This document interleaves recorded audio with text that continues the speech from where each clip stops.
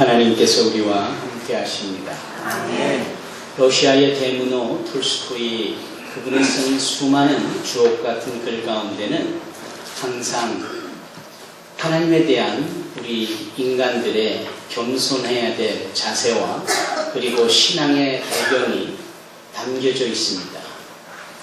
그분이 쓴 글 중에 하나는 우리 인생을 제대로 표현한 글을 하나 발견할 수 있는데 그 글에 따르면 다소 동화 같은 이야기입니다.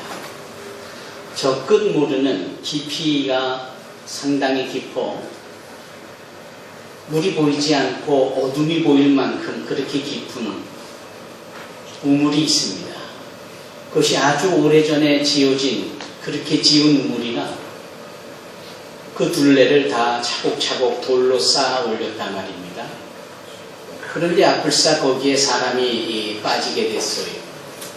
그래도 천만다행으로 늘어져 있는 줄을 붙잡고 매달려 있습니다. 그게 바로 인생이라는 거예요. 저 깊이를 모르는 컴컴하게 그 끝이 밑이 보이지 않는, 그래서 엄청난 두려움이 깔려있는 그 우물에 매달려있는 이 위험천만한 삶, 이게 바로 인생이다라는 겁니다. 한 가지 더 표현하기를, 그 매달려있는 줄이 그만 썩어있는 줄이기에 금세 끊어질 수 있는, 언제고 추락해버릴 수밖에 없는 상황임을 톨스토이는 언급하고 있습니다. 그렇잖아요. 우리가 당장 내일 일을 알 수 있습니까? 또 그 끝모르게 펼쳐져 있는 두렵고 어두운 이 장래의 일들에 대해서 누가 장담하고 누가 확신할 수 있을 만큼 그렇게 뚜렷한 인생을 사는 사람이 있습니까? 우리가 인생이 70이고 강건하면 80이라고 모세는 말하고 있는가? 그것이 한 사람의 인생이라고 할 때 길게 느껴지기는 해도 영원이라는 시간 앞에는 찰나적인 순간 아닙니까? 언제 세상을 떠날 수 있을 만한 상황이 얼마든지 우리 가운데 있기에 이 썩어진 동아줄이 끊어질 수밖에 없는데 그걸 매달리고 있는 이 우리의 모습이 바로 이 글에 제대로 우리의 인생을 설명하고 있는 겁니다. 더 기가 막힌 것은요, 쥐 한 마리가 나타나 그 가뜩이나 썩어져서 언제 끊어질지 모르는 이 줄을 갉아내고 있습니다. 그럼 뻔한 거잖아요. 곧 끊어져 추락해버리고 밑 모르는 끝 모르는 저 어둠으로 추락해버리고 말 것이 바로 우리 인생이라는 겁니다. 얼마나 두렵습니까?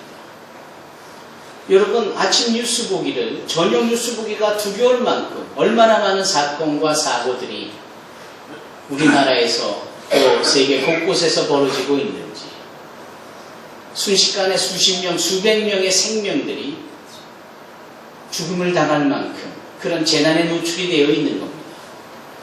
그것으로부터 안전할 수 있다고 누가 과연 장담할 수 있겠습니까?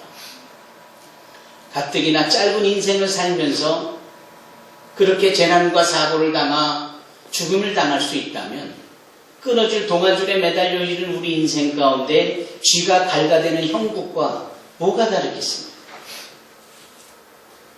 그런데 정말 기가 막힌 것을 하나 더 언급하는데, 그것은 뭐냐면 그 가뜩이나 매달려 있는 그 우물 양옆에 그 돌 둘러싸여진 흠으로, 그 틈으로 말입니다, 꿀이 흐르고 있는 겁니다. 꿀이 한 방울씩 한 방울씩 떨어져 흐르고 있는 거예요. 그런데 이 죽음을 앞두고 있고 언제 떨어질지 모르는 이 상황에 이자는 그 상황과 위험을 직시하지 못한 채, 느끼지 못한 채 그 꿀이라는 것을 발견하고 거기에 머리를 쳐박고 그 꿀을 핥고 있는 거예요. 세상이 우리에게 유혹하는 것들이 어디 한둘입니까? 세상에 가치 있게 여겨서 그것을 얻고자 우리가 동분서주하고 얼마나 애를 쓰고 있습니까?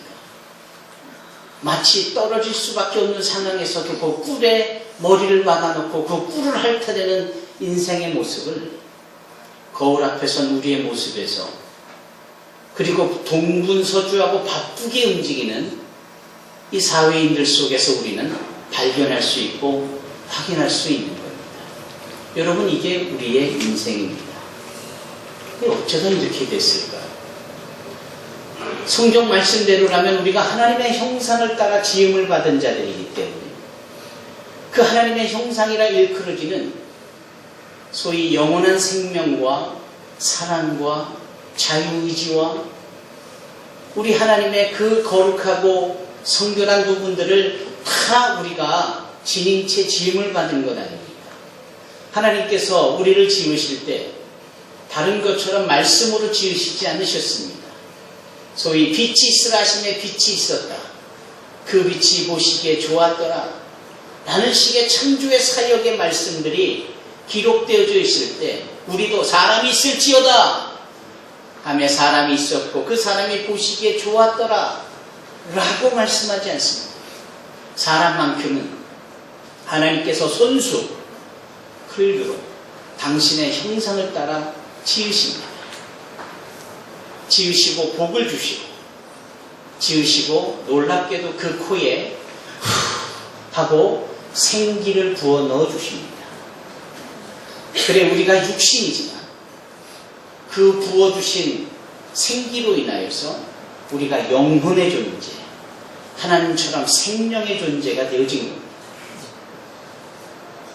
영이신 하나님의 형상을 우리가 이처럼 육으로 된 이 그릇에 담아두고 있는 것이 우리 인생입니다. 사랑하는 성도 여러분, 소위 사람이 죽은 것에 대하여서 우리는 참 고상한 표현으로 돌아가셨다라는 표현을 씁니다. 정말 고상한 표현입니다. 아니, 대단히 성경적인 표현입니다. 이제 이 흙으로 지어진 이 육신은 쇠하여서 쇠가 되어진 것입니다. 그래서 이 육신은 흙으로 돌아가 버리는 것이죠. 다만 담아두었던 그 영혼은, 그 영을 부어주신 하나님 앞에 돌아가는 겁니다. 여러분, 이것이 우리의 인생인 것이에요. 하지만 말입니다. 이 하나님이 주신 생명을 우리가 처음부터 잃어버렸습니다. 처음부터 놓쳤습니다. 성경 창세기는 그것을 분명하게 우리에게 설명하기를 우리의 첫 조상이요 첫사람인 아담, 그를 통하여 동문배필로 주신 하와, 결국은 이 두 사람이 하나님의 말씀을 경홀히 여기고, 경홀히 여긴다라는 건 가볍게 여긴다라는 겁니다. 그 말씀에 순종하지 못하고 불순종합니다. 그래서 하나님의 경고하신 대로 정령 죽으리라 하신 말씀대로 그들은 그 하나님의 생명을 놓치게 되는 겁니다. 그리고 그 기쁨의 동산 에덴에서 쫓겨나게 되는 겁니다. 그 에덴이라는 말은 기쁨이에요. 생각해 보십시다. 하나님이 창조해 주신, 하나님이 스스로 말씀하시기를 보시기에 좋았다라고 만족할 만한 피드백을 하실 만큼 그렇게 멋진 갖추어진 동산에 거기에 온갖 종류의 실과가 있고 그곳에 당신의 형상을 따라 지어진 사람을 주신 겁니다. 그리고 하나님과 영원히 동행하며 영생을 누리는 곳인데 얼마나 멋지고 좋은 것이었겠어요. 그러나 첫사람 아담이 하나님의 말씀에 불순종하여 그 에덴 기쁨의 동산을 쫓겨나가게 된다는 그 의미는 더 이상 생명을 유지할 수 없는, 그래서 비어진 마음이 되어져 더 이상 기쁨의 동산에 머물지 못하고 이제 동산 바깥에서 간신히 겨우겨우 힘든 생존을 해야 되는 존재로 전락해버리고 만 겁니다. 그 땅이 그 기름진 에덴 동산과는 다르게 엉겅퀴가 있고 가시덤불이 있습니다. 이마에 땀을 흘리면서 노동을 하고 기경을 해야 간신히 줄인 배를 채워야 하는 인생의 고단함과 노동의 의무와 책임이 주어지는 겁니다. 여자는 아이를 출산할 때 그 해산의 고통을 경험해야 될 만큼 책임을 지어야 되는 정말 불쌍하고 가련하고 안타까운 존재가 되어진 것입니다. 사랑하는 성도 여러분, 이 상황에 대하여서 우리 인생들은 참으로 우리의 인생 자체가 얼마나 쓰디쓰며 얼마나 힘든가에 대하여 가슴 아플 수 있습니다. 하지만 우리보다 더 가슴 아픈 이가 계시다면 그분은 바로 우리를 당신의 형상을 따라 지어놓으신 창조주 하나님이십니다. 당신처럼 만들었는데 당신처럼 영원히 살 수 없다. 당신하고 똑같이 지어졌건만 고생을 해야 되고 엄청난 아픔을 느껴야 되는 이 사실을 두고 보셔야 하는 공의로우신 하나님께서는 한편으로 너무나도 마음이 아프신 겁니다. 그래서 하나님께서는 이와 같이 죽을 수밖에 없고 고생할 수밖에 없는 우리를 위하여서 당신의 구원의 계획을 펼치시고 그것을 이루십니다. 어떻게? 당신이 친히 우리와 같은 연약한 자의 육신으로 이 세상에 오시는 겁니다. 하나님이 이 인간의 몸을 입고 오신 이 하나님, 곧 예수님으로 이 땅에 오시는 것입니다. 그렇게 거룩하신 하나님께서, 죄 없으신, 흠 없으신 하나님께서 오히려 죄 많고 죽을 수밖에 없는 우리의 모든 죄가 요구하는 대가를 지불하시게 됩니다. 그 죄가 요구하는 지불해야 되는 대가는 무엇입니까? 죽음입니다. 죽을 수밖에 없는 이 운명적인 상황이 죄의 결과이기 때문에 그런 거예요. 그래서 예수님께서는 십자가에서 고난을 당하시며 피를 흘리시며 마침내 다 이루었다라고 말씀하시며 운명하십니다. 그 다 이루었다라는 테텔레스타이의 진정한 의미가 무엇입니까? 죄가 요구하는 대가를 내가 갚았다. 너희들이 지불해야 될 죽음이라는 값을 내가 대신 죽음으로 갚았다. 이게 다 이루었다라는 의미입니다. 거기서 끝인가요? 그렇지 않습니다. 그리시고 하나님이 죽으셨다면 당신마저 죽으신 분이 죽을 수밖에 없는 우리를 무엇으로 다시 살 수 있다라는, 영원히 살 수 있다라는 보장을 해주실 수 있겠습니까? 그래서 죽으신 주님께서 3일 만에 부활하신 겁니다. 나는 부활이요 생명이 나를 믿는 자는 죽어도 살겠고 모두 살아서 나를 믿는 자는 영원히 죽지 아니하리라. 이것을 네가 믿느냐? 주님이 이렇게 말씀하신 겁니다. 주님은 부활하셨습니다. 이 부활이 기독교의 핵심입니다.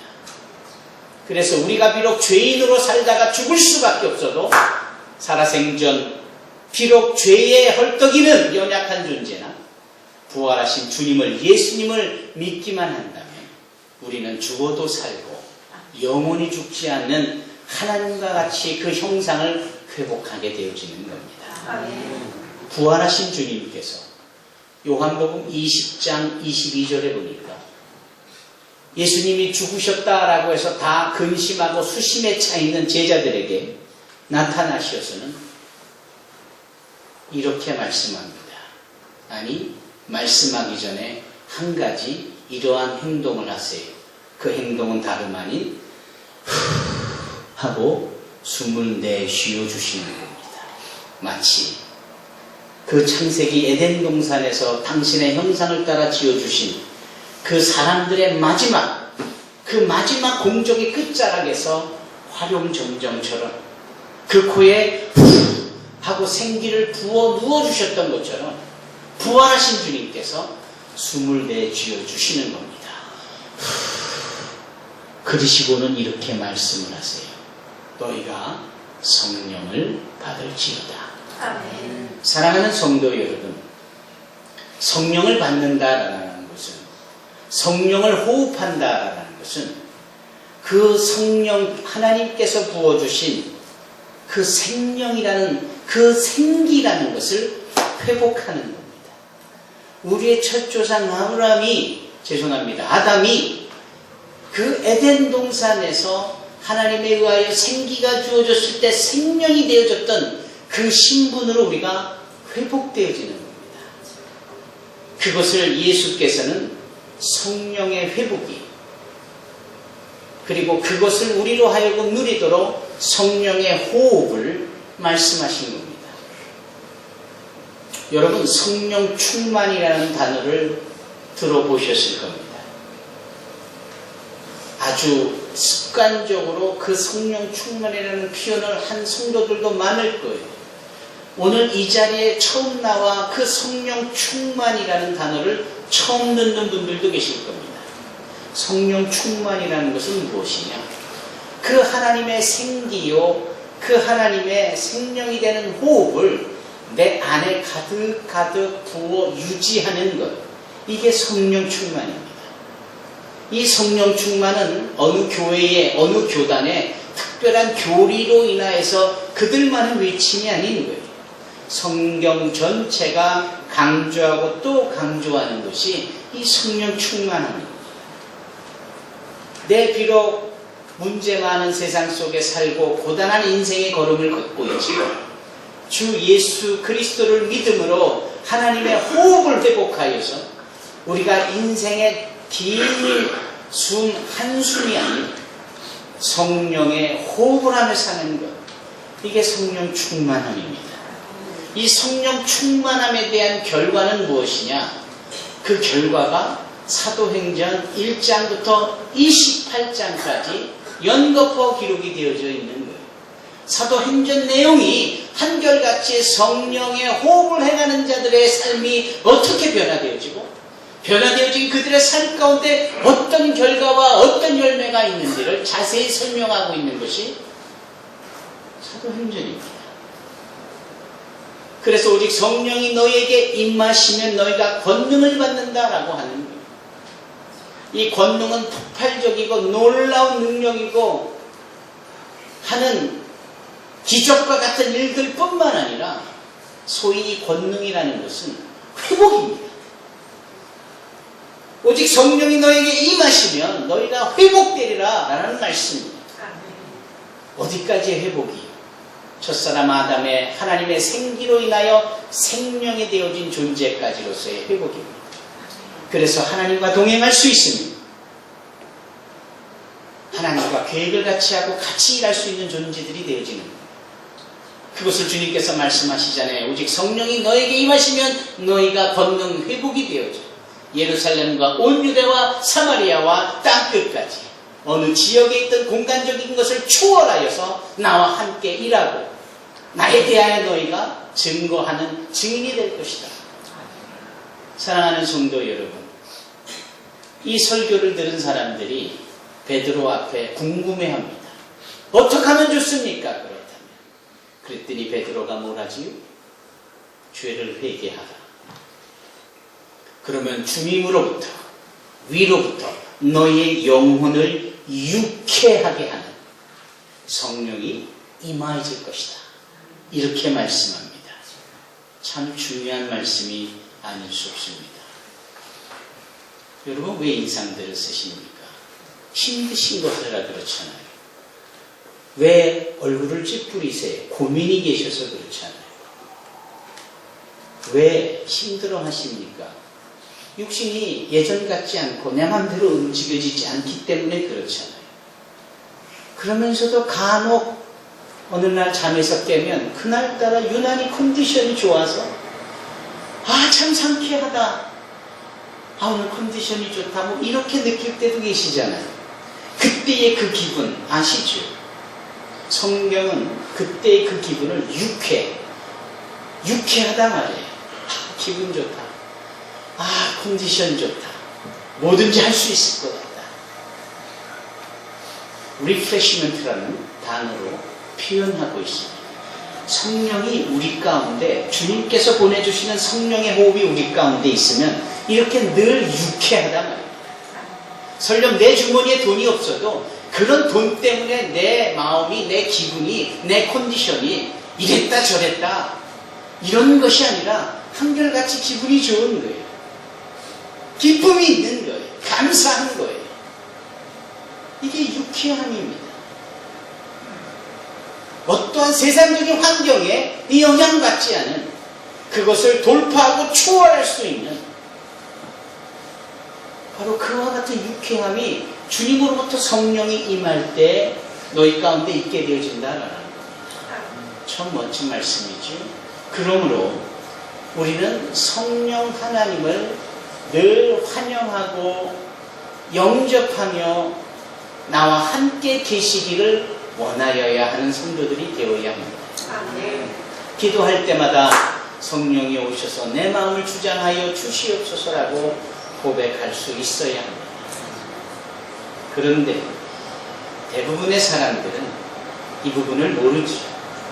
심각한 것은 이렇게 오셔서 우리를 돕고 유쾌하게 해주시기를 원하시는 그 하나님의 오심을 거부합니다. 관심 없습니다. 싫어합니다. 저항하는 거예요. 몸소리를 치면서 원치 않는 겁니다. 오늘 본문의 말씀이 바로 그 부분을 우리에게 설명하고 있는 겁니다. 28절에 뭐라 합니까? 저희가 마음에 하나님 두기를 싫어한다라고 하잖아요. 마음에 하나님 두기를 싫어하는 겁니다. 그래서 생각해 보는 겁니다. 왜 하나님 두기를 싫어할까?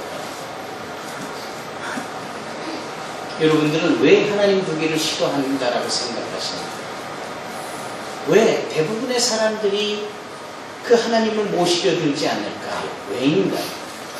그것은 다른 것이 아니라 그들 안에, 그들의 마음속에 그네들 스스로의 여러 생각과 계획과 자신의 정체성과 자신의 철학과 자신의 인생의 경험 같은 것들이 가득 차 있기 때문입니다.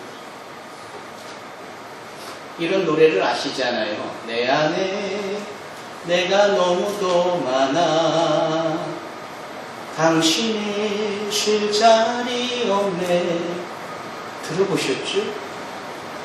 내 안에 내가 너무도 많아서 당신이 내 자리에, 내 공간에 있을 공간이 없다라는 거예요. 김남조 시인이라는 분이 계십니다.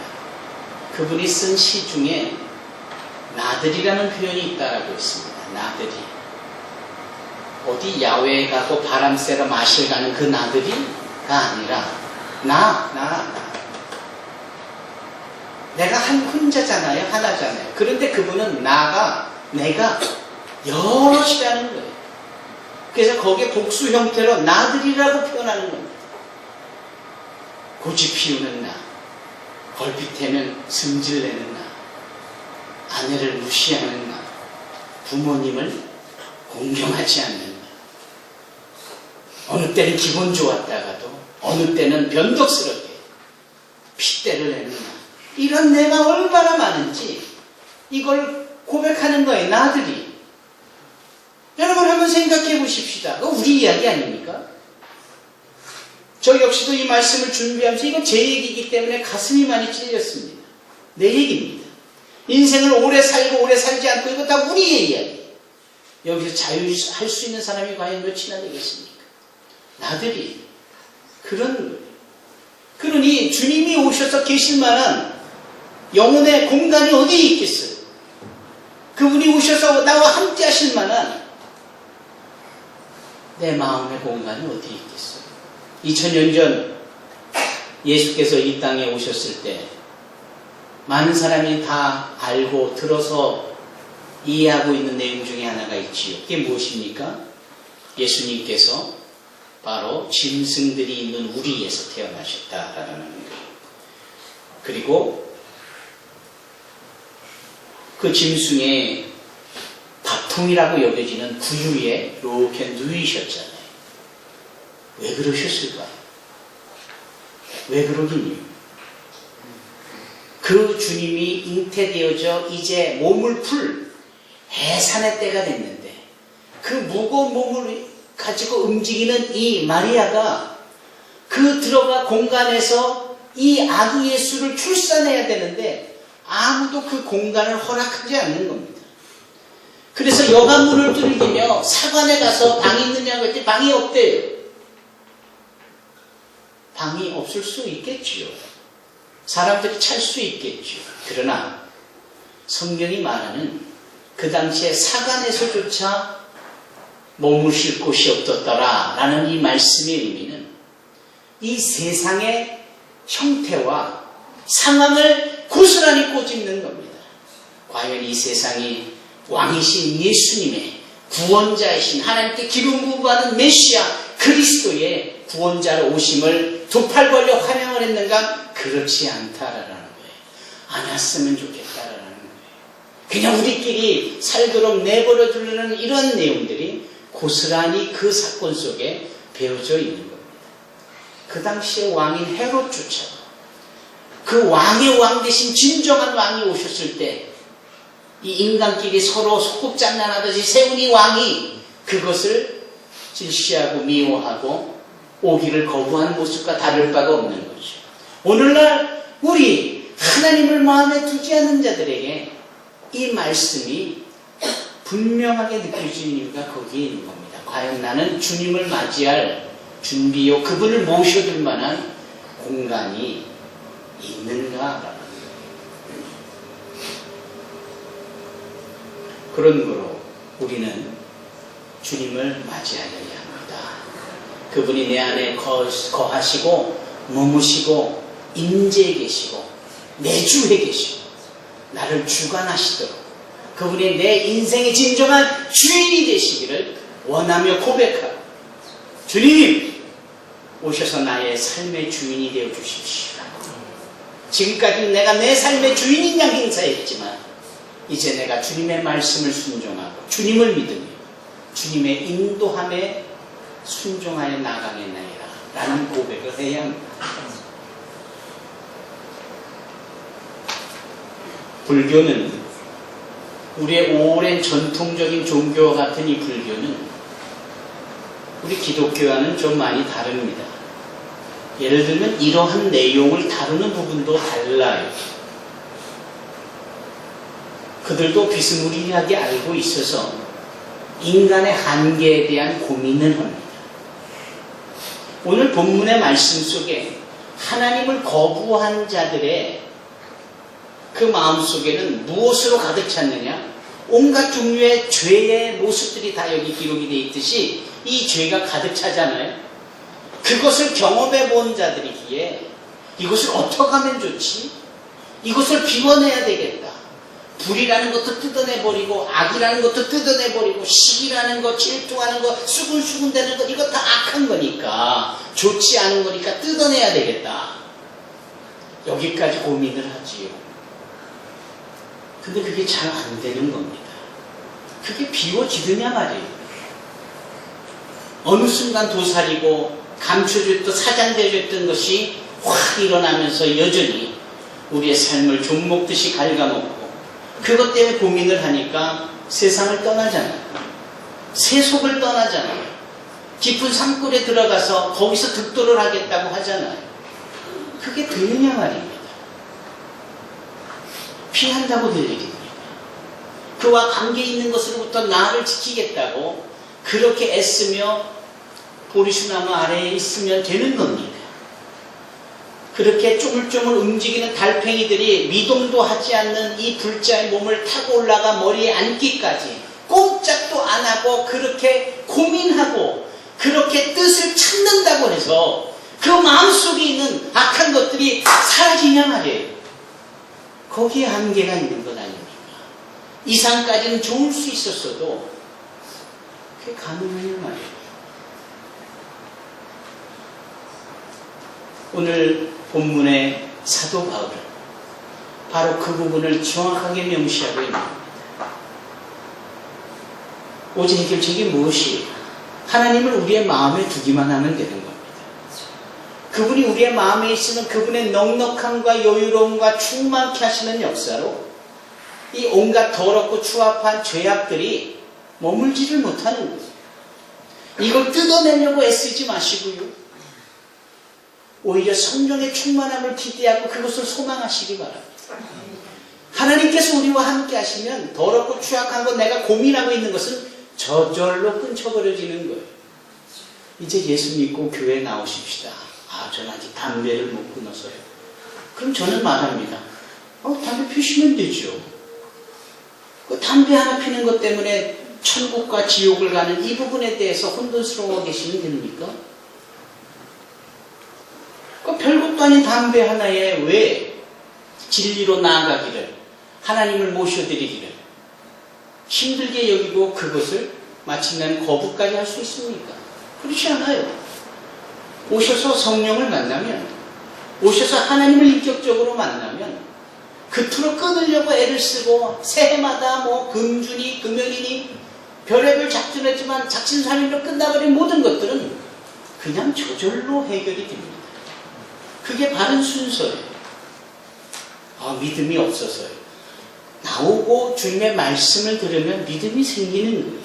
의심은 사라지기 마련입니다.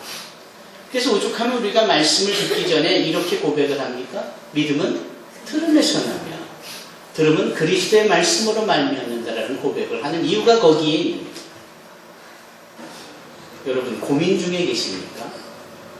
저는 오늘 본문의 말씀을 통하여서 우리 사랑하는 성도들에게 가장 귀한 솔루션을, 해결 방안을 전해드리고 싶습니다. 그것은 바로 우리의 마음에 내가 어떠한 형편이든지 온갖 종류의 죄악의 흔적이 있고 여전히 죄악에 꿈틀대고 여전히 그런 죄악의 가능성에 노출이 되었다 할지라도 우리 하나님을 영접하고 그 하나님이 내 안에 계시도록 그분께 마음을 여는 이것이 바로 최선의 해결책이라는 사실을 말씀드리는 겁니다. 아멘. 그럴 때 이 모든 악한 것들이 떠나가는 거예요. 감히 함께 할 수 없는 겁니다. 여기 죄악의 모습들에 대해서 한 말씀만 언급을 좀 해갈까요? 저희가 마음에 하나님 두기를 싫어하면 하나님께서 저희를 그 성실한 마음대로 그냥 내버려 두셨다라는 거죠. 그 결과가 합당치 못한 일이에요.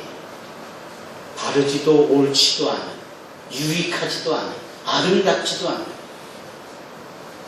이게 한마디로 말하면 합당이라는 말이죠.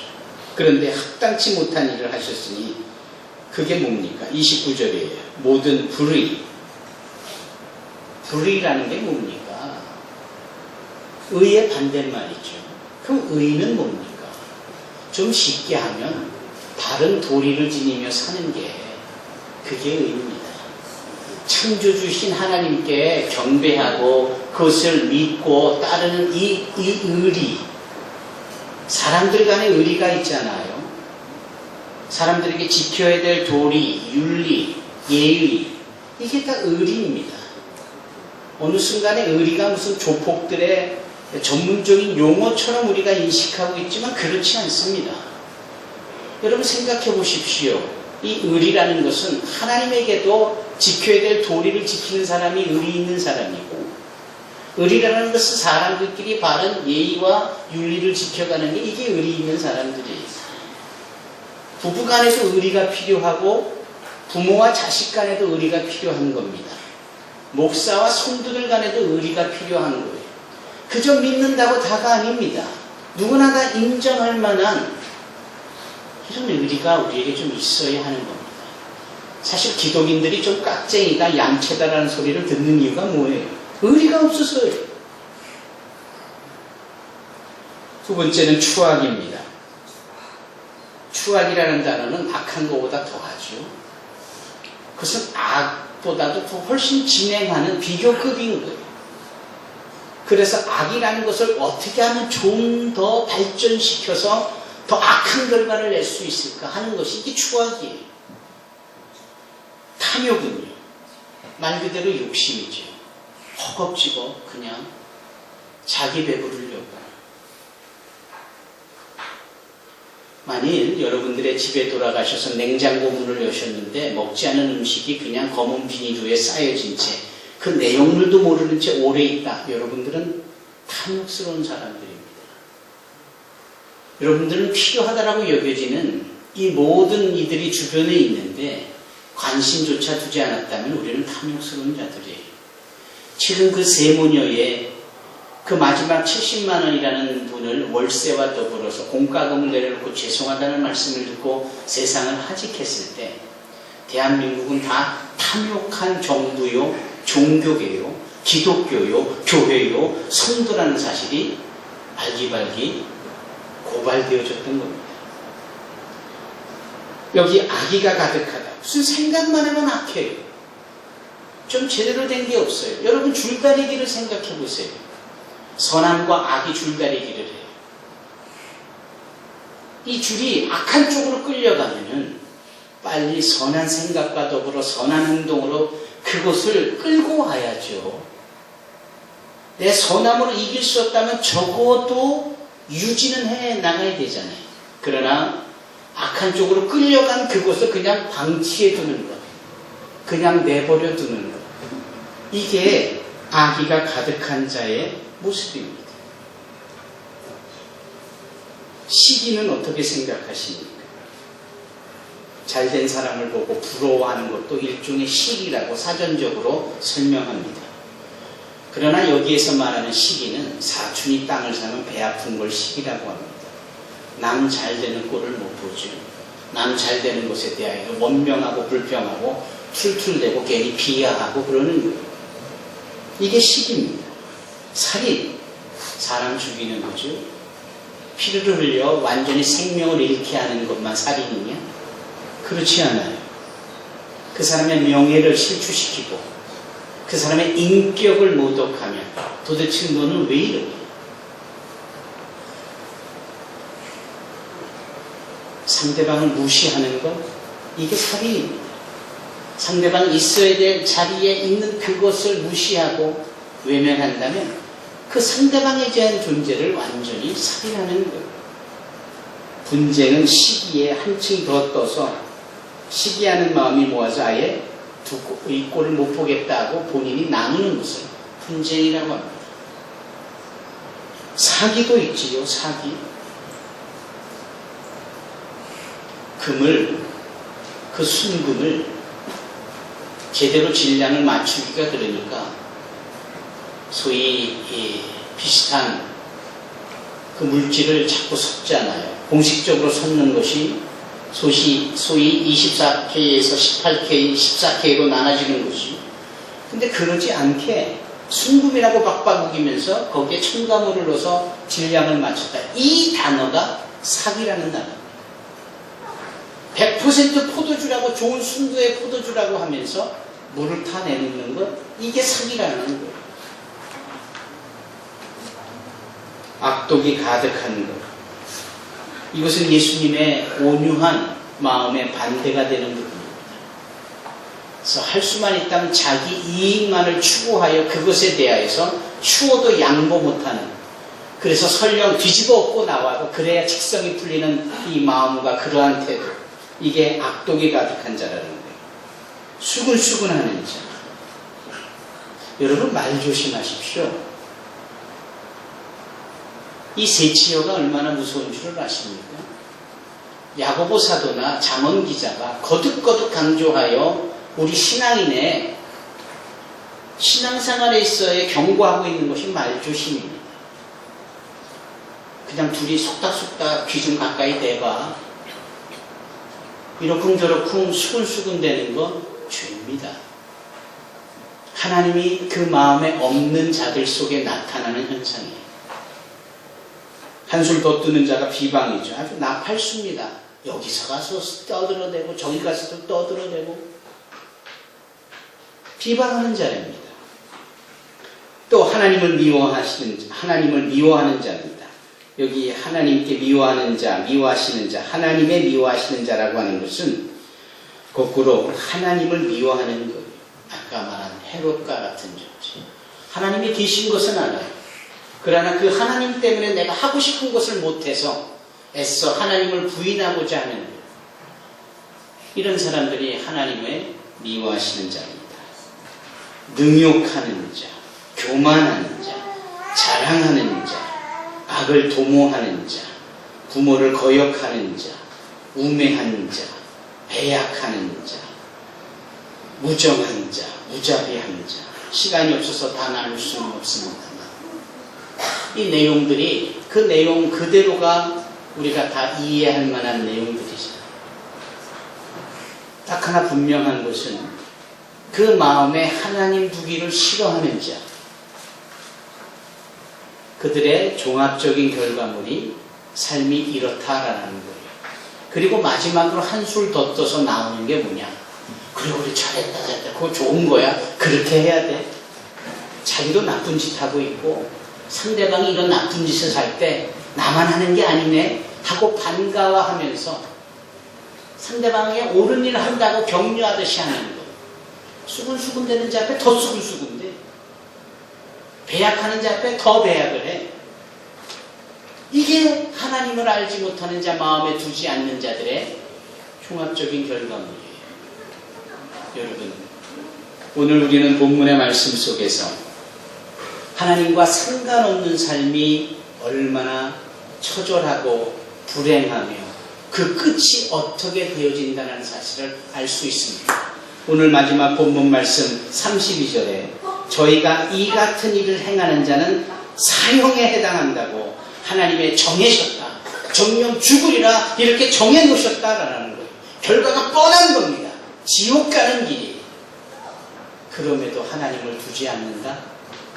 그냥 이것 중에 몇 가지를 정리한다고 나는 죽지 않을 수 있다? 아니라는 겁니다. 오직 하나, 하나님을 영접하고 그 주님을 믿으며 성령 하나님을 마음에 영혼에 가득히 담아두는 자들은 이와 같은 죄악이 여전히 흔적으로 있어도 이것들이 함께 하시는 하나님으로 인하여서 성결하게 되죠. 우리 안에 어디에도 발 못 부딪힐 만큼 거룩한 우리의 자아가 펼쳐지게 됨을 믿습니다. 사랑하는 성도 여러분, 하나님을 영접하십시다. 주님의 그 생명으로 여러분들의 영혼과 마음에 가득히 부어주십시다. 무엇보다도 성령의 충만함을 사모하며 그렇게 주님과 동행해 살아가는 저와 여러분이 되기를 주님의 이름으로 축원합니다. 기도하겠습니다.